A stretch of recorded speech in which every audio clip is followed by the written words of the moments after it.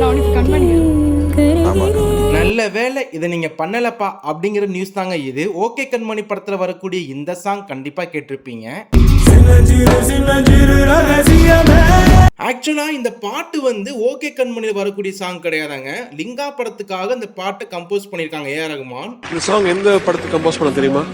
லிங்கா படத்துக்கு கம்போஸ் பண்ண. KS ரவிக்குமார் தான் அது வேணா ரிஜெக்ட் பண்ணிட்டாரு. அதுக்கப்புறம் தான் ஏ ஆர் ரகுமான் ஓகே கண்மணி படத்துல இந்த சாங்கை பிளேஸ் பண்ணிட்டாங்க. அதுக்கப்புறம் ஓகே கண்மணி படத்துல இந்த சாங் வைக்கலான்னு ரகுமான் வந்து மணிரத்னம் கிட்ட சொல்லியிருக்காங்க. மணிரத்னம் சார் இந்த சாங் கேட்டுட்டு சூப்பரா இருக்கு, கண்டிப்பா பிளேஸ் பண்ணலாம்னு சொல்லி இந்த படத்துல வச்சுட்டாங்க. மணி சார் போட்டு காமிச்ச உடனே அவருக்கு ரொம்ப பிடிச்சி போச்சு. ஸோ ஓகே கண்மணியில் யூஸ் பண்ணுவாங்க.